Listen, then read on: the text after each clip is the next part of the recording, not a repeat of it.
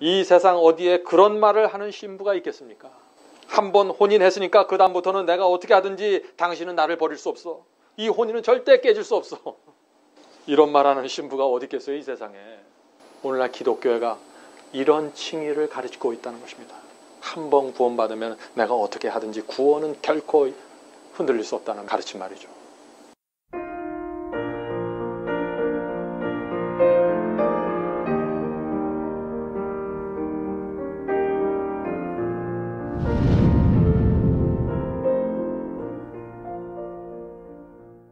오늘 제가 나눌 말씀은 칭의란 무엇인가 라는 주제입니다. 근데 오늘 저희가 부른 이 찬송 속에 오늘 제 설교보다 좋은 내용이 있는 것 같아요. 이렇게 돼 있죠. 복의 근원 강림하사라는 찬송에 3절에 보면 주의 귀한 은혜 받아 일생 빚진 자되네 주의 은혜 사슬 되사 나를 주님께 매소서. 이것이 칭의입니다. 다른 게 아니라. 그런데 오늘날 기독교 안에 큰 문제가 생겼습니다. 그 문제가 어떤 문제일까요? 교회를 오래 다녔습니다. 그래서 예배를 잘 드립니다. 기도도 잘하고 방언도 하고 은사를 잘합니다. 그런데 성경을 모릅니다. 특별히 구원의 핵심이 되는 이 칭의가 무엇인가라는 이 진리를 놓치고 있는 것입니다. 수많은 사람들의 그래서 지금 문제에 빠져 있는 것입니다. 자, 오늘 말씀을 시작하기 전에 그래서 오늘 좀 단어를 정리하면서 시작해야 될 것 같습니다. 오늘 칭의에 대해서 얘기하죠. 칭의가 뭔가? 이것은 하나님께서 의롭다고 여겨주시는 선언입니다. 또 칭의가 무엇입니까? 이것은 하나님의 용서입니다. 죄를 사함받는 경험입니다. 거듭남입니다. 이거 다 똑같은 얘기입니다. 회개입니다. 그리스도의 의의 옷이 입혀지는 경험입니다. 이런 모든 표현들이 동일한 경험을 말하고 있는데 그것이 칭의라는 것입니다. 여러분들 이해하시겠죠? 자, 그렇다면 오늘날 개신교에서 이 칭의에 대해서 어떻게 말할까요? 이렇게 말합니다. 은혜는 오직 하나님께로부터 옵니다. 그러므로 하나님께서 의롭다고 여겨주시는 칭의는 위로부터 임하는 것이기 때문에 내 속에 생기는 변화의 경험이 아닙니다. 라고 설명하는 것이죠. 하나님께서 내 속에 있는 어떤 마음의 상태를 놓고서 의롭다고 여겨주시는 것이 아니라 하나님께서 일방적인 선언으로 끝낸다는 것입니다. 자, 계속 읽어보죠. 칭의는 하나님께서 타락한 죄인을 의롭다고 여겨주시는 법적인 선언입니다. 죄인이 그리스도를 믿는 순간 하나님께서 그 죄인을 의롭다고 선언해 주시고 그것으로 구원이 이루어지는 것입니다. 구원은 오직 믿음으로만 이루어지는 것입니다.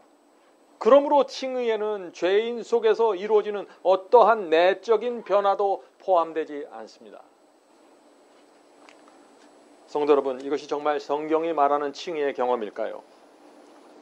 오늘날 교회에서 칭의를 이런 식으로 말하고 있기 때문에 사람들이 진짜 칭의의 경험을 놓치고 있는 것입니다. 구원은 하나님께서 죄인을 의롭다고 선언해 주시면 그냥 거기서 끝나버리는 것일까요? 칭의가 이루어지고 그리스도의 의의 옷이 입혀졌는데 우리 속에 아무런 마음의 변화도 생기지 않는 것일까요, 정말? 오늘날 기독교회는 그렇게 말하고 있는 것입니다. 옛날 천주교회가 유아 세례와 고해 성사와 어떤 예식을 통해서 사람의 구원을 겉으로 확정했던 것처럼 오늘날 개신교회도 마찬가지라는 것입니다. 칭의라는 어떤 하나의 신학적인 개념을 도입해서 예수님을 내가 믿으면은 그것이 내게 칭의가 이루어지고 내 마음의 상태와는 그것이 전혀 상관없다. 우리 모두는 죄인이 아닌가. 이렇게 해서 칭의를 설명하고 만다하는 것입니다. 성도 여러분, 칭의가 무엇이죠? 하나님의 용서입니다. 칭의가 무엇입니까? 십자가의 피로 내 죄를 사함받는 것입니다. 그래서 내 남은 생애 동안 그리스도께 종이 돼서 매인바 되는 것입니다. 칭의가 무엇입니까? 내 죄를 사함받고 지옥의 멸망에서 영원한 생명으로 옮겨지는 경험입니다. 칭의가 무엇입니까? 죄를 용서받고 영생을 선물로 받는 경험입니다. 그런데 어떻게 이 경험이 무덤덤하게 이루어질 수 있냐 하는 것입니다. 이 엄청난 경험이 어떻게 우리가 이 칭의를 받았는데 마음이 맹숭맹숭해질 수 있습니까? 그럴 수가 없다는 얘기입니다. 그래서 어떤 사람이 정말 칭의를 받으면은 마음에 심각한 변화가 생기고 전에 없던 새로운 충동을 느끼기 시작하는 것입니다. 전에는 내가 이 세상에 아무 생각 없이 살아갔는데 이제는 날마다 아침에 일어나서 주님께 기도하면 거룩한 충동이 내 마음속에서 생기는 것입니다. 거룩하게 살고 싶다는 소원이 내 마음속에서 물밀듯이 일어나는 것입니다. 칭의입니다. 칭의를 받은 사람들입니다. 그래서 주님을 위해서 내가 무엇이든지 하고 싶습니다 라는 소원을 갖게 되는 것이죠. 주님께 조금이라도 위로가 되고 기쁨이 된다면 풀무불까지 들어가는 사람들이 나타나는 것이에요. 다니엘의 세 친구들이 나오죠. 칭의를 받은 사람들입니다. 여러분은 이 하늘이 주는 마음을 원하십니까? 우리가 정말 이 마음을 원하면 하늘은 이 마음을 우리에게 주시고 칭의를 선언하시는 것입니다. 물론 오늘날 교회에서 말하는 것처럼 이 칭의는 하늘에서 이루어지는 법적인 선언입니다. 그건 틀림없습니다. 그러나 거기서 끝나지 않는다는 것이 문제죠. 전격적인 변화가 생기게 됩니다. 왜요? 나를 의롭다고 여겨주시기 위해서 하나님께서 당신의 아들을 죽였습니다. 그 결정이 이 칭의와 함께 이루어지는 것입니다. 어떻게 하나님의 그런 희생과 결정을 내가 덤덤하게 무덤덤하게 뜨뜻미지근하게 그것을 받아들일 수 있냐 하는 얘기죠. 그럴 수 없잖아요. 감사와 감격이 우리 속에서 올라오게 되는 것입니다. 의롭다는 여기심을 받으면, 내 죄를 용서함 받으면, 하나님의 용서가 내 마음에 새겨지면 빚진 자의 심령이 마음 깊은 곳까지 밀려 들어오게 되는 것입니다. 그래서 일생 빚진 자로 살아가게 된다는 것입니다. 이것은 너무나 당연한 경험이죠. 그런데 오늘날 기독교가 어떻게 말합니까? 이렇게 말합니다. 죄인이 하나님께로부터 의롭다는 선언을 받는 것은 오직 예수를 믿는 믿음으로만 가능합니다. 칭의란 우리가 무엇을 행했기 때문이 아니고 어떤 선을 이루었기 때문도 아닙니다. 칭의란 나랑 상관없이 이루어지는 하나님의 결정입니다. 이 표현이 중요합니다. 오늘날 교회에서 이 표현을 핵심적으로 지금 강조하고 있는 것입니다. 그것은 전적으로 하나님께로부터 오는 은혜입니다. 하나님께서 예수의 피와 공로를 보시고 그리스도의 의를 우리에게 전가시켜서 의롭다고 여겨주시는 것입니다. 이것이 칭의입니다. 여러분들 이런 말을 들으면 어떠세요? 저는 굉장히 혼돈스러워요. 틀린 것 같기도 하고 또 맞고 어떤 부분은 맞는 것처럼 들리다가 또 틀립니다. 그래서 사람들이 확실한 진리를 붙잡지 못하는 것입니다. 성도 여러분, 여러분이 만일 칭의를 이런 식으로 이해하면은요, 여러분의 남은 인생 동안 결코 성경이 말하는 칭의와 거듭남을 이해하지 못하고 끝나게 될 것입니다. 어떤 경험은 진리가 확실하게 이해되고 내 마음속에 새겨져야 경험이 따라오는 것인데 오늘날 이 개념 자체가 불분명해요. 아주 모호합니다. 성도 여러분, 성경이 말하는 모든 영적인 경험, 칭의뿐만 아니라 성화, 완전 이 모든 것들은 전부 내 마음과 깊이 연결되어 있는 것입니다. 내 마음과 상관없이 따로 도는 어떤 경험이 없는 것이에요. 칭의도 마찬가지죠. 내 마음과 내 의지와 내 소원과 깊이 연결되어 있어요. 왜 그럴까요? 하나님은 억지로 구원하는 분이 아니기 때문입니다. 내 의지와 내 뜻을 억지로 꺾으면서 나를 구원하지 않습니다. 내 속에 내 의지가 죄를 붙잡고 있는데 세상을 사랑하는데 하나님께서 그것을 무시하고 나를 의롭다고 여겨주실 수 없는 것입니다. 만약 하나님이 그런 분이라면 어떻게 될까요? 하나님은 거짓말하는 분이겠죠. 하나님은 에덴 동산에서 아담과 하와를 내쫓을 필요도 없을 것이죠. 처음부터 지구의 역사는 이런 식으로 나오지 않을 것입니다. 예정론과 한번 믿으면 영원한 구원이라는 이런 교리들은 모두 일방적인 선포로 끝나는 것이죠. 일방적인 구원의 보장입니다. 내 마음과 내 의지와 상관없이 이루어지는 하나님의 결정이라는 것입니다. 여기에 문제가 있다는 것입니다. 성도 여러분, 이제 문제가 보이십니까? 칭의를 오늘날 교회에서 가르치는 것처럼 그렇게 믿으면 어떤 문제가 생길까요? 아주 심각한 문제가 생깁니다. 그래서 많은 분들이 이런 질문을 하는 것입니다. 목사님, 저는 오래전에 예수를 믿고 칭의를 받았는데 거듭났는데 왜 성화가 되지 않을까요? 왜 제 생에 구원받은 열매가 맺히지 않는 것입니까? 세월이 가면 갈수록 내가 정말 구원받았는지에 대한 고민이 깊어집니다. 저는 어떻게 해야 됩니까? 무엇이 문제입니까? 성도 여러분, 무엇이 문제입니까? 거듭남과 칭의를 오해하는 것입니다. 정말 거듭나고 정말 성경이 말하는 칭의를 받으면은 성화의 열매가 맺히게 되는 것입니다. 모든 것은 칭의에서 시작되는 것입니다. 그래서 이 사탄은 칭의를 공격하는 것입니다. 왜냐하면 칭의가 무너지면은 성화도 불가능하고 아무 의미가 없게 되는 것이에요.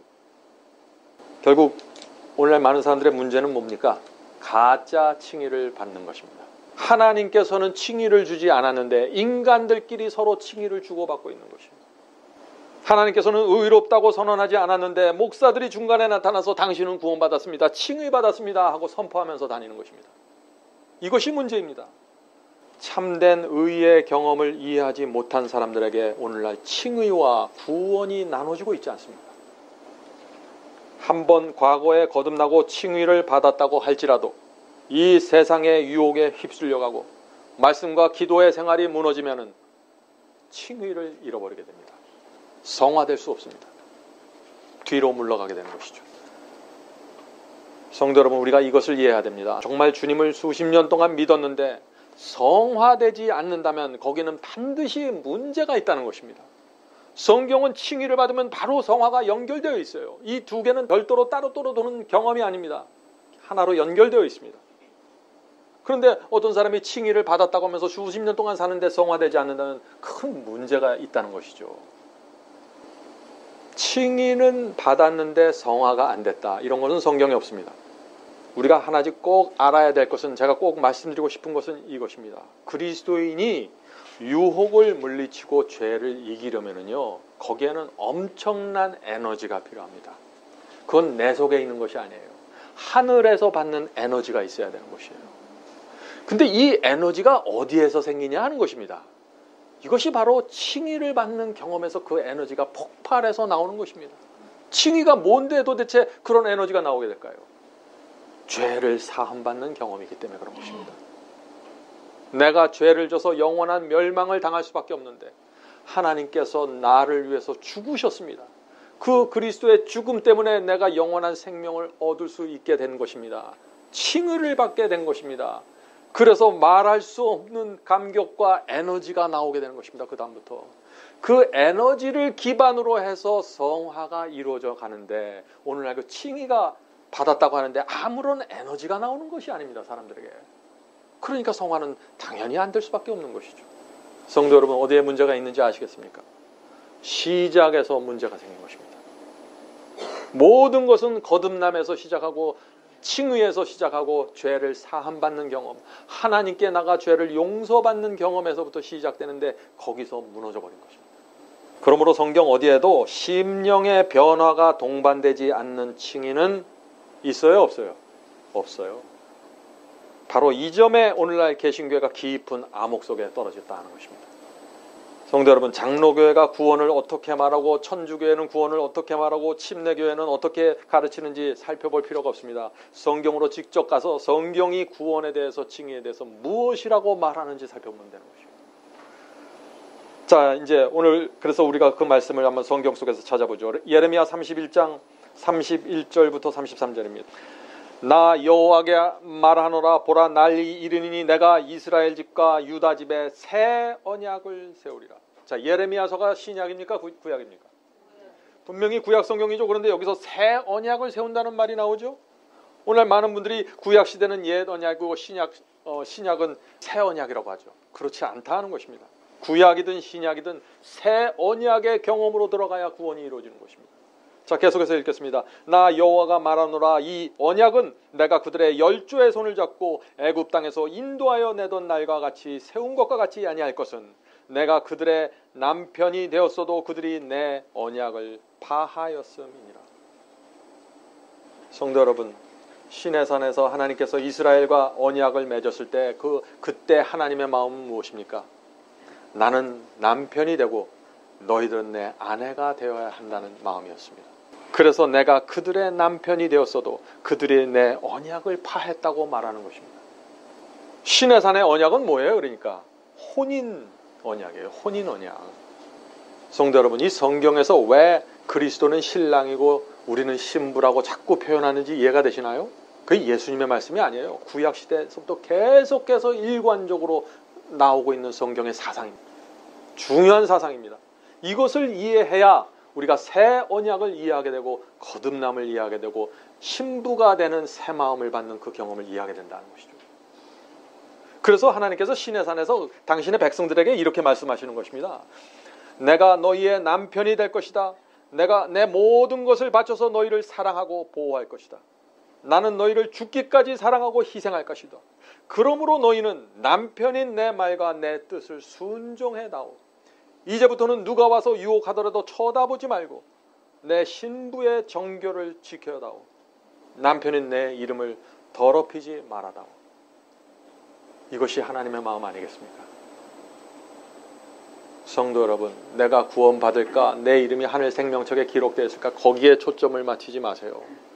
하나님께서 저와 여러분을 신부로 부르셨다는 그 사실에 집중해야 하셔야 됩니다. 자, 이렇게 하나님께서 이 신부가 되는 이 혼인의 언약을 맺었는데 어떻게 되었습니까? 하나님의 아내가 된 이스라엘 백성이 이 하나님의 마음과 이 호소를 이해하지 못하는 것이에요.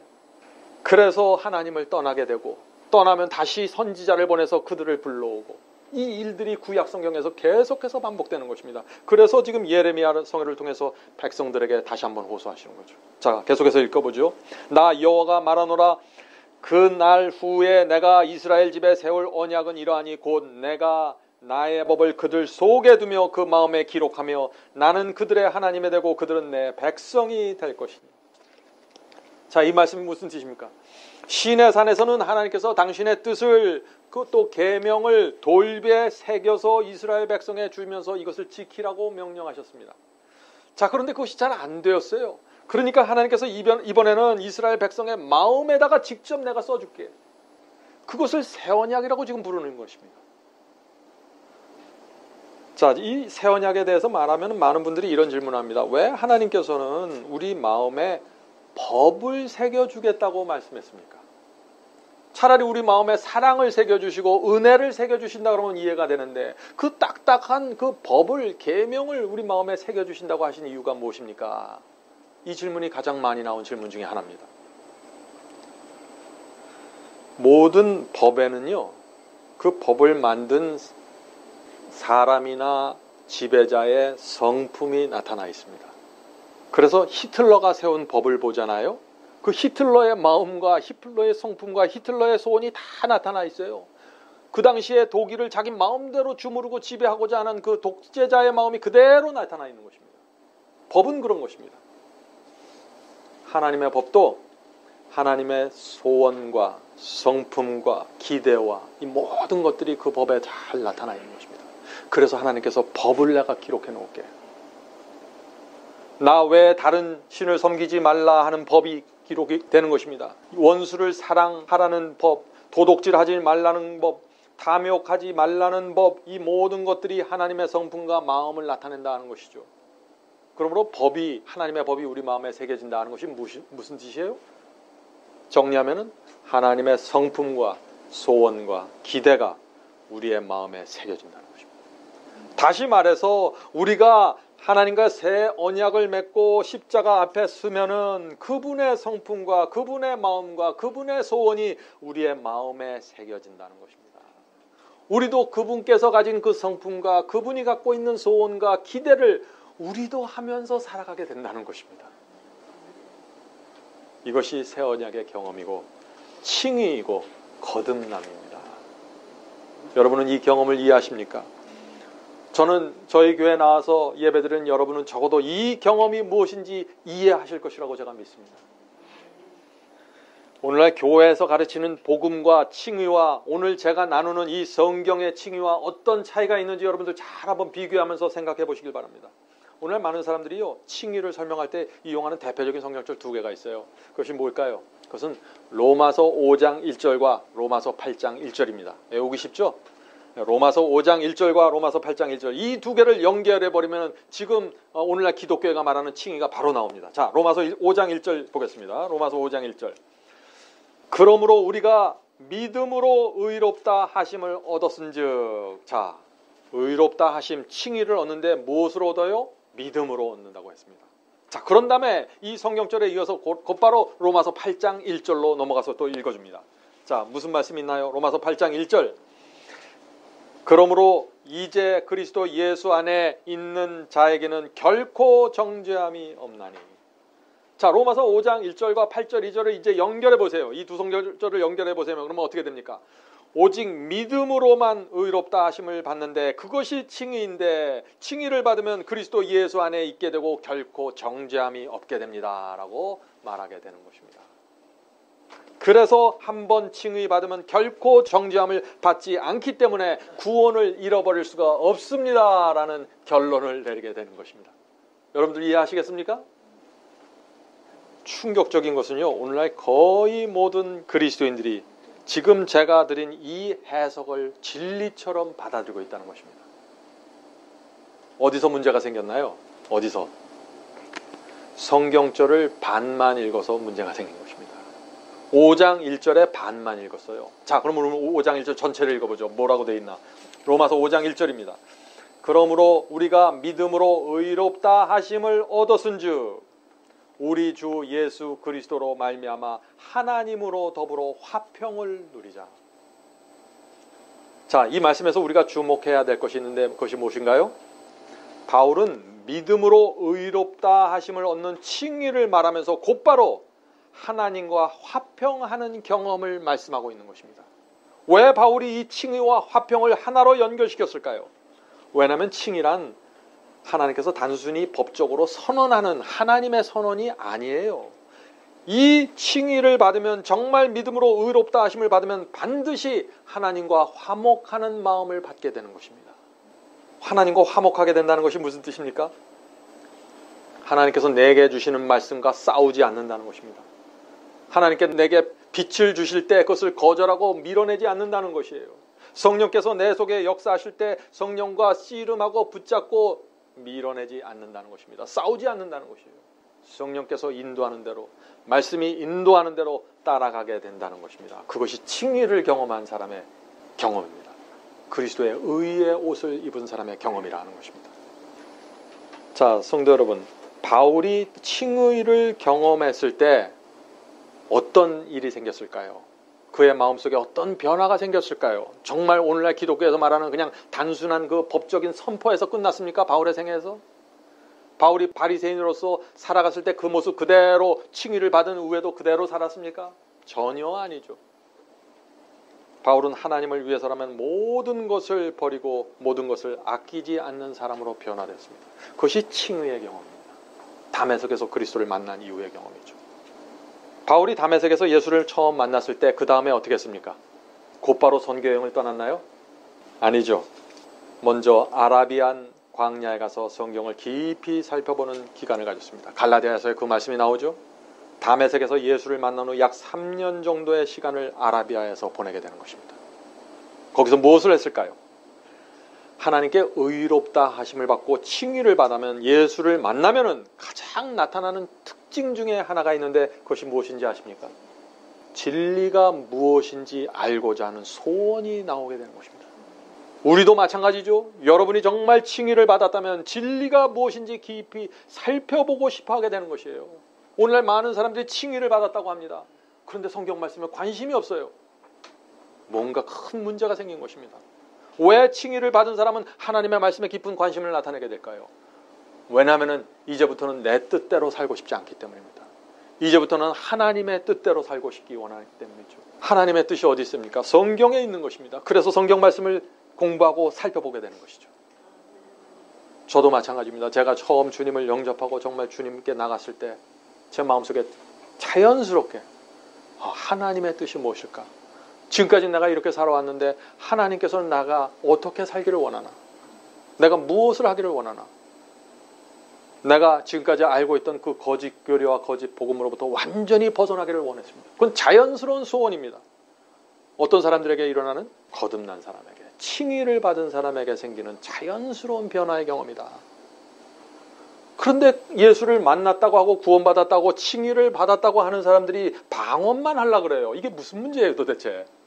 그렇게 될 수가 없는 것입니다. 바울이 어떻게 살았습니까? 옥에 갇히고 죽기 직전까지 매질당하고 강도당하고 배가 난파해서 죽을 뻔하기를 여러 번 하고 굶주리고, 성도 여러분, 이것이 칭의 받은 자의 모습입니다. 하나님과 화목하게 된 자예요. 진리를 따라가다 보니까 강도도 만나고, 진리를 따라가다 보니까 핍박도 당하고, 진리를 따라가다 보니까 가난하게 되고, 매질도 당하고, 친구가 떠나고, 가족들이 나를 무시하고, 칭의를 받았기 때문에 이루어지는 일들입니다. 그래서 성경은 좁은 길이라고 말하는 것입니다. 오늘날 교회에서 어떤 일이 있습니까? 나는 예수를 영접하고 믿음으로 의롭다 하심을 받았습니다. 구원받았습니다 하는 간증이 교회를 채우고 있습니다. 그런데 왜 바울에게 나타났던 그 의의 열매는 보이지 않는 것일까요? 문제가 무엇일까요? 칭의에 대한 진리가 무너진 것입니다. 사람들이 오해한 것입니다. 자, 이제 칭의를 설명할 때 많이 사용하는 그 두 번째 성경절 보죠. 아까는 로마서 5장 1절 봤죠? 이제 로마서 8장 1절 보겠습니다. 로마서 8장 1절. 유명한 성경절입니다.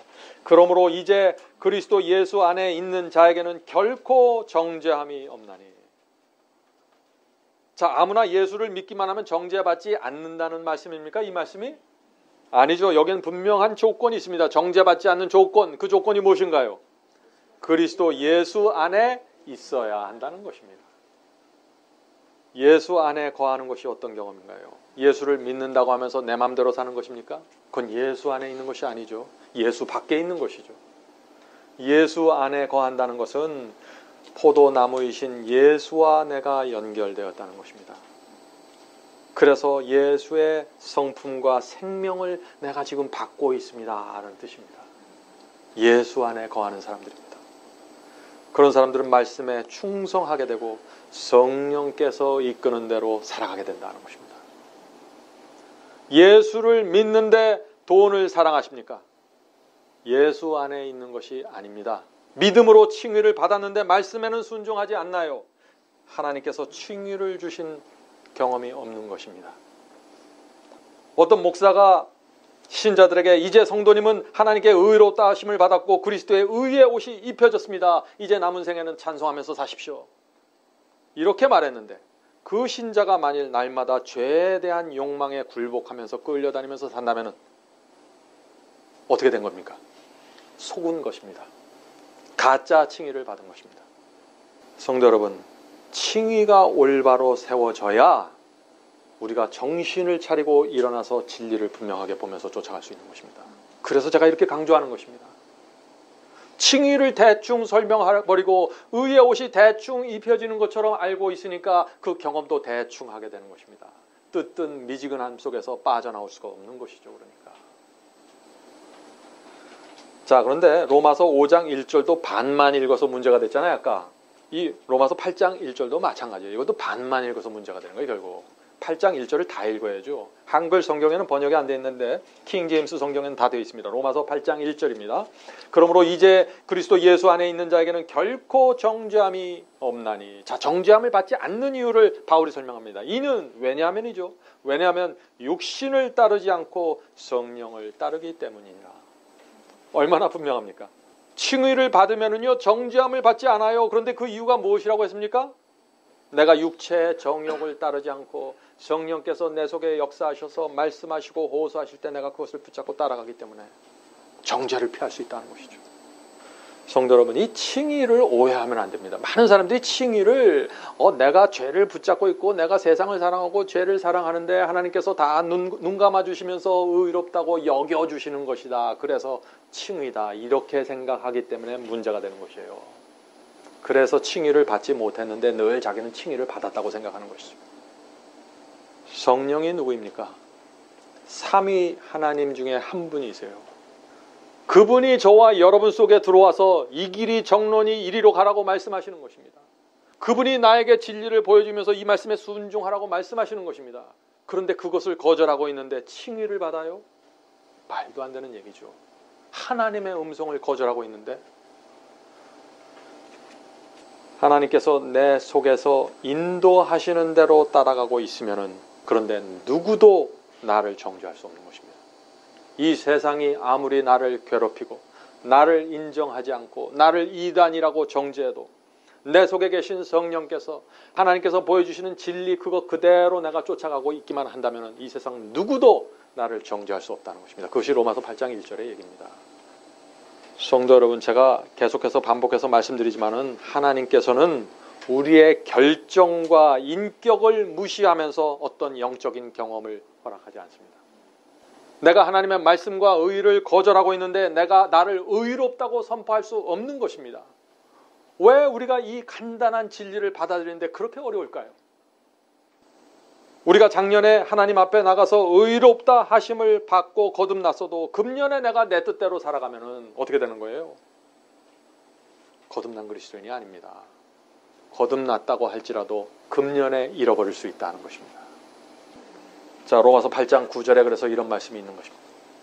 그 시대에도 많은 사람들이 거듭남과 칭의에 대해서 하나님의 의롭다 하심에 대해서 오해한 사람들이 많이 있는 것입니다. 그래서 로마서에 이런 말씀을 주시는 것이죠. 만일 너희 속에 하나님의 영이 거하시면 너희가 육신에 있지 않고 영에 있나니 누구든지 그리스도의 영이 없으면 그리스도의 사람이 아니라. 얼마나 분명한 말씀입니까? 누가 감히 이 말씀을 무시할 수 있을까요? 참, 그런데 안타까운 것은 오늘날 많은 설교자들이 이렇게 말하죠. 자, 들어보세요. 칭의를 이런 식으로 설명하는 것입니다. 여러분이 죄를 범했지만 그리스도의 의와 공로가 여러분의 죄를 덮어주십니다. 그리고 하나님께서는 여러분에게 무죄를 선언해 주십니다. 단지 죄를 용서할 뿐만 아니라 죄가 없다고 선언해 주신다는 것이죠. 죄 속에서 살고 있지만 의롭다고 여겨주시기 때문에, 그렇기 때문에 은혜가 되는 것이고 은혜로 구원받는 것입니다. 의로운 사람이 구원받으면 그것이 무슨 은혜가 될 수 있겠습니까? 이런 얘기 들어보신 적 있습니까? 그럴듯하게 들리죠. 얼마나 많은 사람들이 이런 거짓말에 속아서 지옥을 향해 가고 있는지 모릅니다. 저는 그런 가르침을 향해서 이렇게 말하겠습니다. 그리스도의 의는 단 하나의 알고 품고 있는 죄, 단 하나의 알고서 품고 있는 악한 욕망을 덮어주지 않습니다. 제가 여러 번 강조하는 말씀이죠. 제가 왜 이 이야기를 자꾸 강조할까요? 오늘날 이 간단한 문장이 빠져버렸기 때문에, 칭의를 설명하면서 이 간단한 문장이 빠져버렸기 때문에 큰 오해가 생겨버리는 것입니다. 그리스도의 의는 단 하나의 알고서 품고 있는 죄를 덮어주지 않는다 하는 이 말씀은요, 제가 하는 얘기가 아닙니다. 이 사도 야고보가 하는 말씀이에요. 자, 사도 야고보의 말씀을 보죠. 야고보서 2장 10절입니다. 누구든지 온 율법을 지키다가 그 하나를 범하면, 몇 개를 범하면요? 하나를 범하면 모두 범한 자가 되나니. 오늘날 교회가 야고보의 이 말씀을 이해한다면 놀라운 부흥이 생길 것입니다. 자, 그런데 어떻게 하나의 말씀을 범하는데 모든 것을 범한다고 지금 야고보가 말하고 있을까요? 제가 예를 들어서 좀 말씀해 보겠습니다. 여기에 맑은 물이 담겨져 있는 컵이 있다고 여러분들 생각해 보세요. 근데 그 물컵 안에 물이 가득 채워져 있는데 그 물컵 안에 잉크 한 방울을 떨어뜨리면 어떻게 됩니까? 잉크 그 한 방울이 기름처럼 분리되어 있어서 둥둥 떠 있고 나머지 물은 깨끗하게 유지가 되나요? 아니죠. 잉크는 순식간에 퍼져서 물 전체의 색깔을 바꿔버리는 것입니다. 우리의 마음도 마찬가지입니다. 마음에 한 가지 죄를 품고 있으면은 어떻게 됩니까? 마음속에 그 한 가지 죄가 점처럼 그대로 독립적으로 남아있어서 분리되어 있어서 그 나머지 마음은 깨끗하게 유지가 되나요? 그렇게 되지가 않는다는 것입니다. 우리의 마음은 그런 것이 아닙니다. 예를 들어서 보죠. 어떤 남자가 한 가지 율법을 범했습니다. 간음하지 말라는 말씀을 범했어요. 여인과 부적절한 관계를 가지고 있는 것입니다. 그렇게 되면 어떻게 될까요? 그 하나의 죄만 범하고 율법만 범하고 나머지 율법은 잘 지킬 수 있을까요? 그럴 수 없다는 것입니다. 하나의 죄를 품기로 선택하는 순간 마음 전체가 죄로 물들어 버리게 되는 것입니다. 다른 여인을 마음에 내가 부정하게 품고 있는데 어떻게 하나님 앞에 나와서 거룩한 제사를 드릴 수 있어요? 못하는 것입니다. 내가 도적질을 했는데 그것을 지금 감추고 있는데 어떻게 내가 이웃을 사랑할 수 있습니까? 못하는 것입니다. 하나의 법을 범하면, 하나의 계명을 범하면, 하나의 하나님의 말씀을 내가 의도적으로 무시하고 거절하면 내 마음이 죄로 혼탁해져 버리는 것입니다. 그래서 여러분들 이해하시잖아요. 경험적으로 내가 죄를 품고 있으면 기도도 안 나가는 것이에요. 그래서 단 하나의 죄도 그리스도의 의의 옷은 덮어줄 수 없다는 말을 제가 하는 것입니다. 성도 여러분, 이것은 성경적인 사상입니다. 절대 이것을 무시하지 마십시오. 그래서 하나님께서는 죄를 붙잡고 있는 사람의 마음을 보시면서 의롭다고 칭의해 줄 수 없는 것입니다. 자, 우리가 에스겔서를 보잖아요. 이 사상이 좀 더 분명해집니다. 왜 하나님께서 이 칭의의 개념을 이렇게 설명하시는지 에스겔서 36장 23절부터 27절을 읽으면서 좀 설명하겠습니다. 자, 열국 가운데서 여러 많은 나라들 가운데서 더럽힘을 받은 이름 곧 너희가 그들 중에서 더럽힌 나의 큰 이름을 내가 거룩하게 할지라. 자, 지금 하나님의 이름이 더럽혀졌다는 것이에요. 그런데 누구 때문에 더럽혀졌어요? 하나님의 백성 때문에, 신부 때문에 더럽혀졌어요. 하나님께서는 이스라엘 당신의 신부로 선택했는데 이 신부들이 엉터리로 살아가는 것입니다.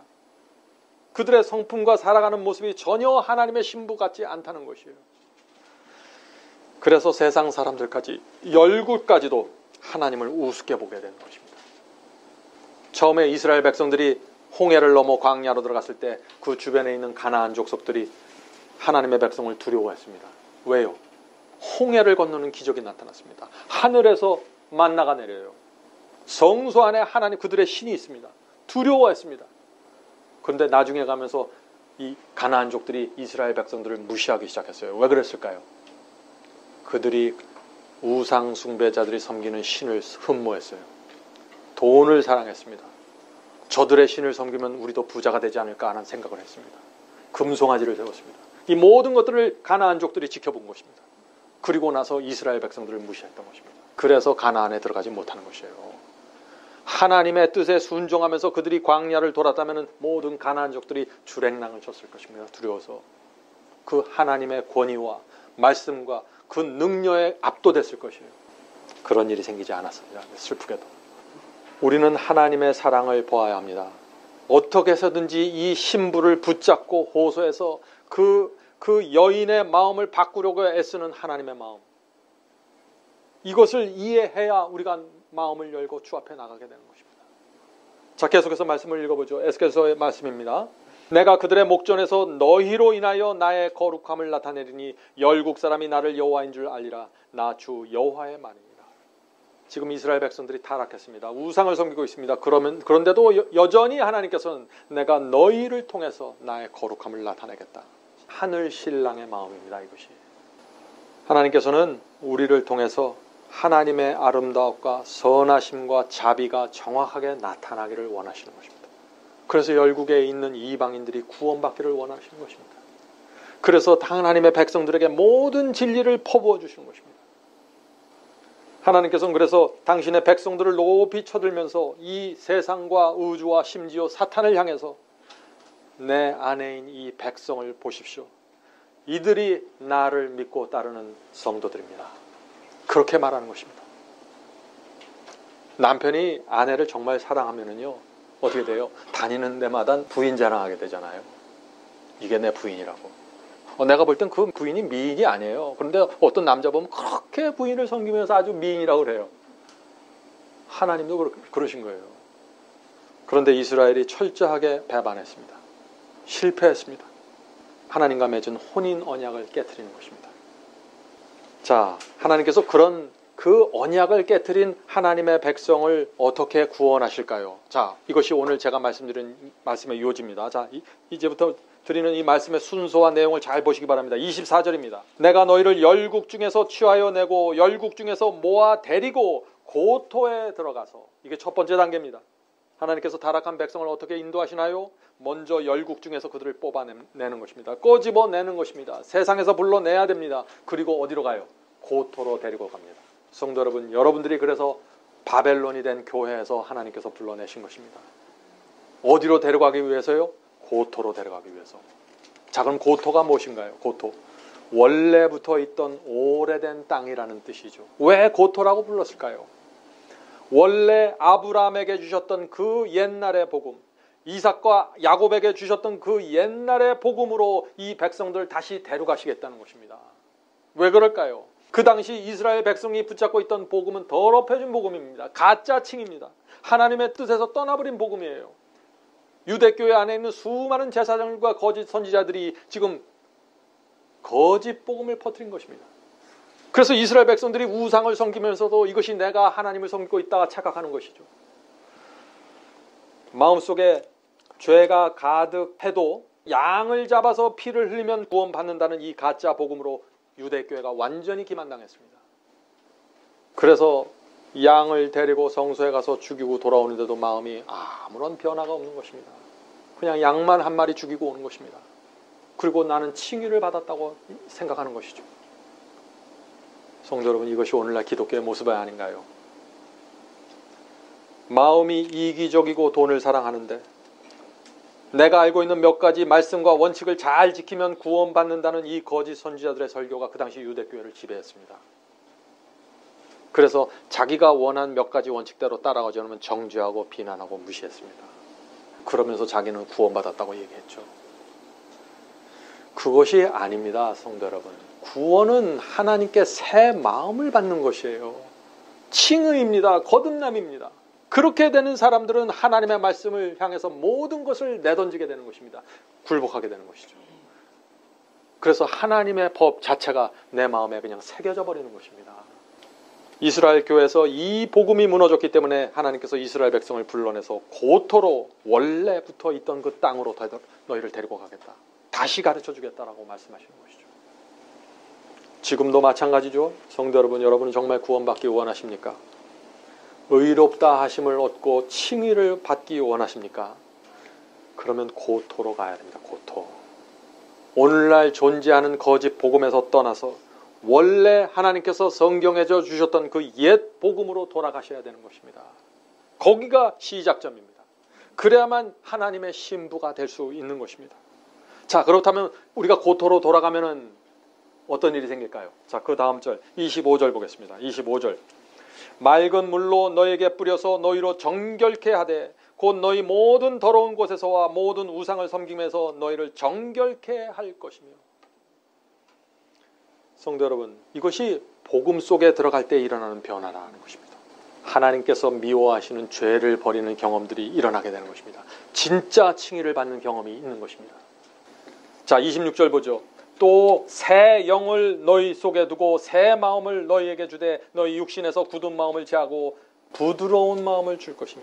성도 여러분, 우리가 정말 하나님의 신부가 되었다면 반드시 이런 변화가 우리 속에 생기게 되는 것입니다.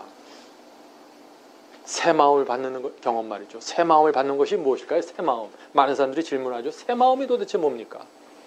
새로운 정신입니다. 새로운 감정입니다. 새로운 동기입니다. 새로운 소원이고 새로운 사상이고 인생에 대한 새로운 계획입니다. 내 남은 생애를 어떻게 살아야 되는가 하는 새로운 계획이 세워지는 것입니다. 무엇을 통해서요? 새 마음을 받는 경험을 통해서, 칭의의 경험을 통해서. 우리가 칭의를 통해서 구원으로 들어갈 때 이 경험이 내 속에서 이루어진다는 것입니다. 이것은 내가 노력해서 만들어내는 것이 아니죠. 저는 이 점에 있어서 철저하게 실패했던 적이 있습니다. 저는 새로운 생애를 살기 원했습니다. 그래서 내가 이것도 하지 말고 저것도 하고 내가 할 수 있는 모든 것을 해나갔습니다. 새 마음을 받지 않는 상태에서 말이죠. 다 잘못됐습니다. 허무했습니다. 그거 갖고는 되는 것이 아무것도 없습니다. 어느 정도 되는 것 같다가 다시 원점으로 돌아오게 되는 것입니다. 그래서 성도 여러분, 우리는 오랜 세월 동안 내 의와 내 의를 의지하는 데서 살아가는 것이 익숙해 있는 사람들입니다. 그래서 하나님의 의를 의지하고 하나님께로부터 마음을 받고 내 뜻을 버리고 하나님의 뜻을 받아들이는 이것이 너무나 익숙하지 않은 것이에요. 그래서 여러분, 하나님께 나갈 때 정말 어린아이처럼 단순한 심령으로 나가셔야 되는 것입니다.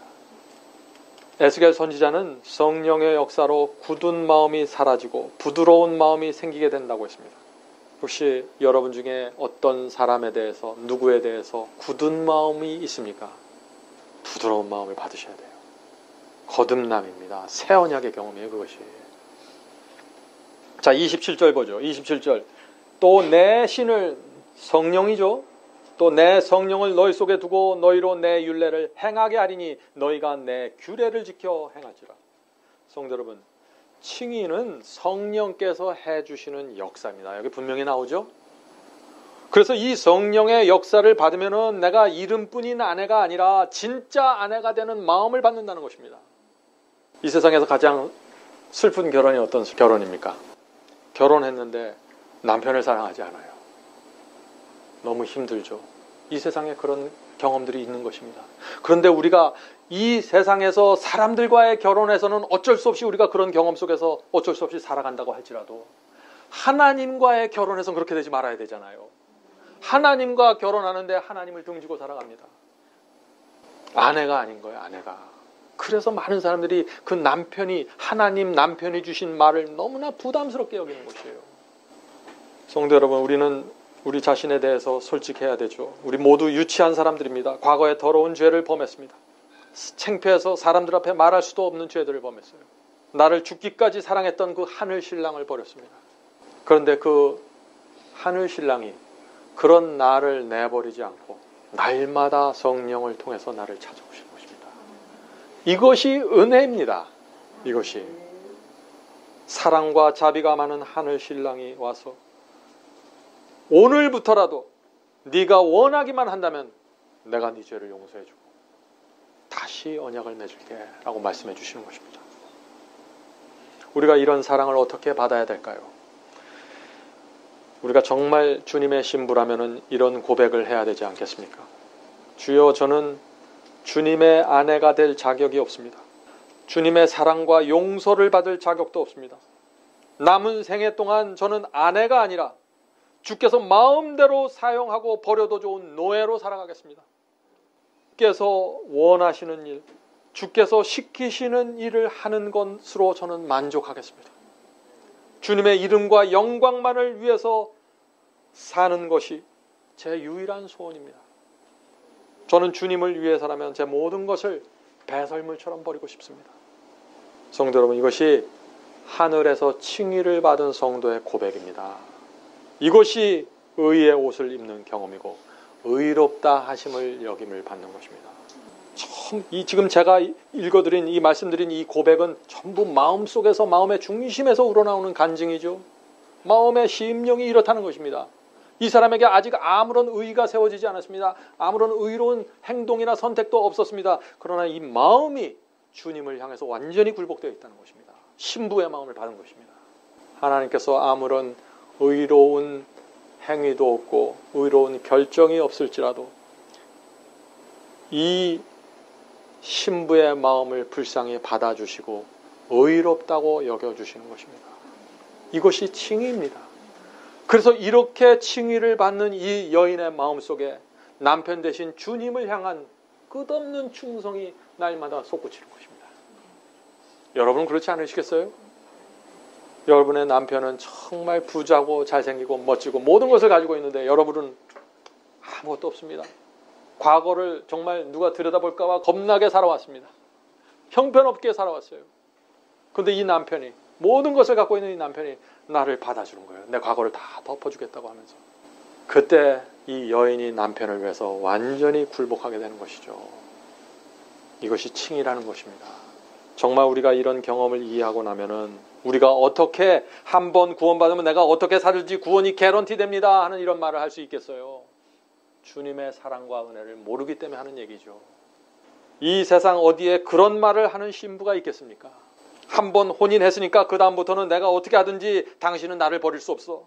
이 혼인은 절대 깨질 수 없어. 이런 말하는 신부가 어디 있겠어요, 이 세상에. 그런 말을 하는 자체가 뭐예요? 나는 당신의 신부가 될 자격이 없습니다 라고 고백하는 것입니다. 오늘날 기독교회가 이런 칭의를 가르치고 있다는 것입니다. 한번 구원받으면 내가 어떻게 하든지 구원은 결코 흔들릴 수 없다는 가르침 말이죠. 성도 여러분, 우리를 신부로 불러주시는 하나님의 마음을 이해해야 합니다. 여러분들 세상 살아가면서 힘드시나요?